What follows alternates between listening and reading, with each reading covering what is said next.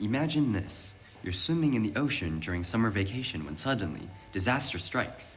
A peanut oil spill is spreading rapidly in the ocean, with its circumference increasing at a constant rate of 20 meters per second, and you're stuck right in its path. Even worse, you're deathly allergic to peanuts. To survive, you need to swim to shore before the oil reaches you. You know that you are directly in between the shore and the spill, where the shore is 30 meters away and the spill is 10 meters away. Assuming you swim at a constant rate, what is the minimum speed for you to escape the oil spill? To find how fast you need to swim away from the spillage, let's assume that it is in the shape of a perfect circle spreading outward.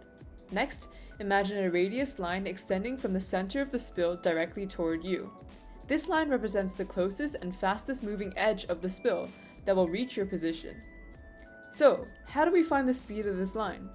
Well, Isaac Newton and Gottfried Wilhelm Leibniz discovered something called implicit differentiation, which just might be what we need to find the answer. Implicit differentiation is a calculus technique used when two variables are related by an equation, but one variable is not explicitly solved in terms of the other.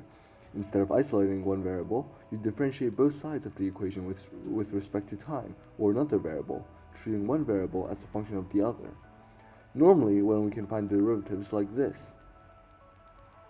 But what if we had something like this?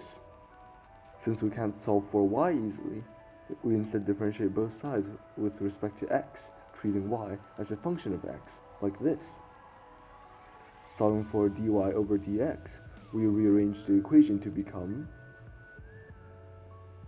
And that's implicit differentiation. Now, what if we differentiate both sides with another variable? That is what we call related rates. Related rates can allow us to go one step further. We can use derivatives to find how one changing quantity affects the other over time. For example, if a balloon's radius grows, we can find how fast its volume increases as well.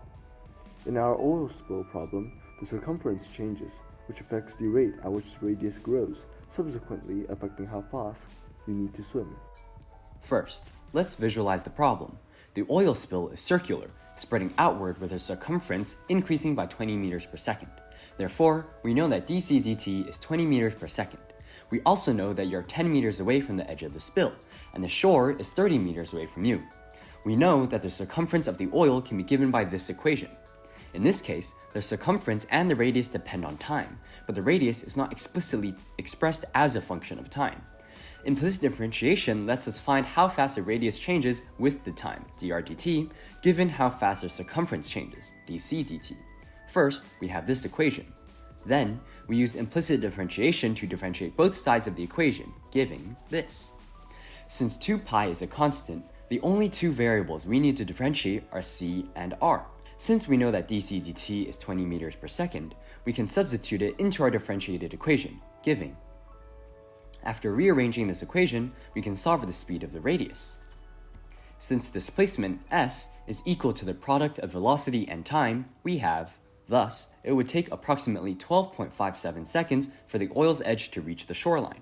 Now, to find the minimum speed you need to swim, we must find your position away from the shore given by this, where t is the time you take and v is the swimming speed in meters per second. Rearranging this equation, we have this. As such, the escape condition would be if you take less time than the oil in reaching the shoreline, given by the inequality. Therefore, your swimming speed v has to be greater than this, 2.4 meters per second. Okay, let's recap what we learned today. Firstly, we learned what implicit differentiation and related rates are. Then, we used implicit differentiation to relate both circumference and radius. Next, we applied related rates of change to find how fast the oil spill expands. Finally, we calculated the minimum speed needed to escape. There you have it. Who would have thought that math could save your life?